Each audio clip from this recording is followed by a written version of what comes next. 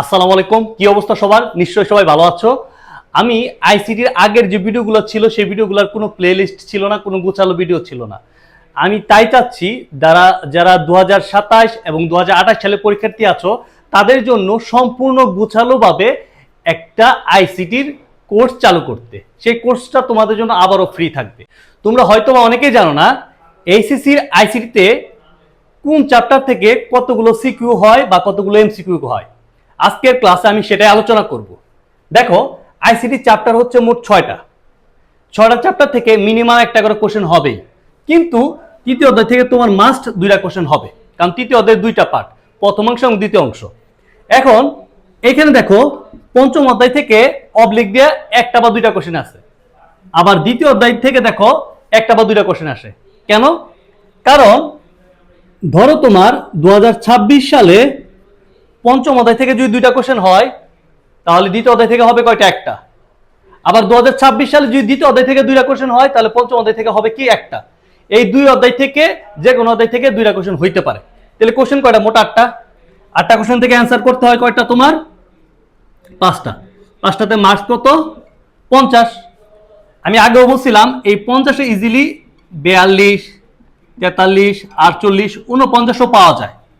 এখন এমসিকিউর কথা দেখো, এমসিকিউর কথা হলো প্রথম অধ্যায় থেকে 4টা বা 5টা থাকতে পারে, দ্বিতীয় অধ্যায় থেকে 4টা বা 5টা থাকতে পারে, তৃতীয় অধ্যায় যেহেতু 2টা চ্যাপ্টার তাহলে এখান থেকে 5টা বা 6টা থাকতে পারে, চতুর্থ অধ্যায় থেকে 3টা বা 4টা থাকতে পারে, পঞ্চম অধ্যায় 4টা থেকে 5টা থাকতে পারে, এবং ষষ্ঠ অধ্যায়ে 3টা বা 4টা কোশ্চেন থাকতে পারে। এই 25টার মধ্যে গিয়ে তোমার কি হয়?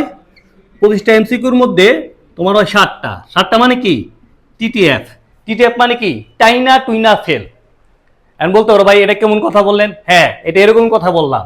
যারা 2028 সালে মানে মাত্র এসএসসি পরীক্ষা শেষ করছো তাদের জন্যই বলতেছি। তারা এখন কলেজে উঠে গেছো, শরীরে একটু হাওয়া লাগাইবা, ফ্রেন্ডরা আড্ডা দেয় তুমিও আড্ডা দিবা, ফ্রেন্ডরা বাইক চালায় তুমিও বাইক চালাবা, ফ্রেন্ডরা মোবাইল চালায় তুমিও মোবাইল চালাবা। কি রাগ করলা? কথা সত্য কইছি না? হ্যাঁ, কথা সত্য কইছি। কারণ আইসিটির এমসিকিউতে এই বাচ্চারা ফেল করে, কারণ এমসিকিউ প্রত্যেক বছরই তোমার কি হয়? চেঞ্জ হয়। এই জন্য আমার পড়ানোর মেন উদ্দেশ্যই হয়েছে তোমাদের এমসিকিউ। আমি প্রত্যেকটা অধ্যায়ের পরে এমসিকিউ গুলো হাতে ধরায় ধরায় করাই দিব, যাতে তোমরা সহজেই সলভ করতে পারো। ইনশাল্লাহ আমি যদি তোমাকে এখানে এমসিকিউ করাই তাহলে এখানে তোমার 20টা হওয়ার পসিবিলিটি আছে। তাহলে এখানে ধরলাম তুমি সর্বনিম্ন কত পাইলা? 42 পাইলা, আর এমসিকিউ তো কত পাইলা? 20 পাইলা, তাহলে কত? 62। এখন কথা হয়েছে যে ভাই আমার কলেজে তো টিচারের কাছে প্রাইভেট না পড়লে আমার তো প্র্যাকটিক্যালে মার্ক কাটা দেয়, এটা করে ওইটা করে, ক্লাসে গিয়ে নানান ধরনের নির্যাতন করে। তো ভাই আমি এখন কি করব?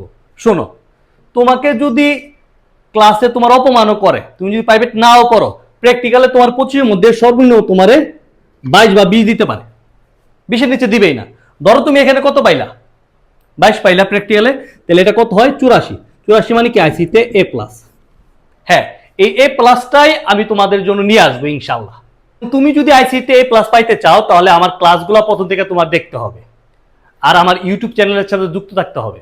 ইউটিউব চ্যানেলের লিঙ্কটা আমি কমেন্ট বক্সে দিয়ে দিব, এবং তুমি এটা শেয়ার করো যাতে তোমার বন্ধু বা বান্ধবী আমার এই ভিডিওগুলো পেতে পারে। ধন্যবাদ সবাইকে।